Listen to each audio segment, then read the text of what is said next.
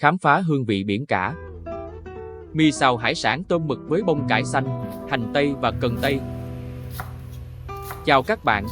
Có bao giờ bạn cảm thấy nhàm chán với những món ăn quen thuộc hàng ngày và muốn thử một điều gì đó mới mẻ, ngon miệng mà lại dễ làm chưa? Hôm nay, tôi sẽ giới thiệu đến các bạn một món ăn vừa ngon vừa bổ dưỡng, mì xào hải sản tôm mực với bông cải xanh, hành tây và cần tây. Món này không chỉ khiến bạn phải trầm trồ vì hương vị tuyệt vời mà còn làm bạn cảm thấy như mình đang tận hưởng bữa tiệc hải sản giữa lòng biển xanh.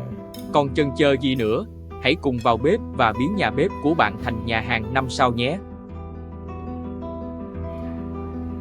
Chuẩn bị nguyên liệu: 100g tôm tươi đã lột vỏ, 150g mực ống cắt khoanh tất cả rửa sạch bằng nước muối loãng và chanh để ráo, 150g bông cải xanh, 1/2 củ hành tây, 2 nhánh cần tây, tất cả rửa sạch.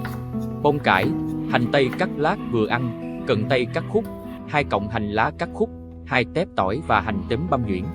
2 gói mì luộc qua nước sôi, sau đó vớt ra, để ráo. Dầu olive, nước tương, tiêu đen, muối hồng, đường nâu và gia vị khác theo khẩu vị gia đình. Xào hải sản, đun nóng dầu ăn trong chảo, cho tỏi băm vào phi thơm.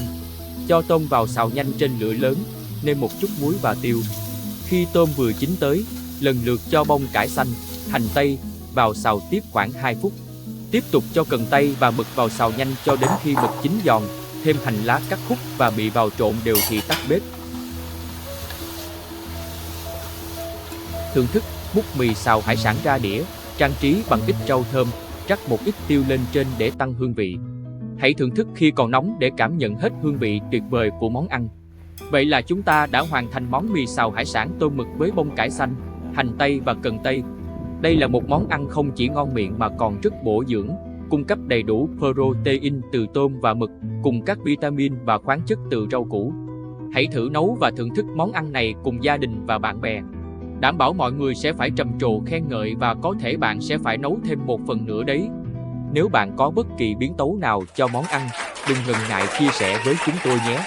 Hẹn gặp lại trong những công thức hấp dẫn tiếp theo.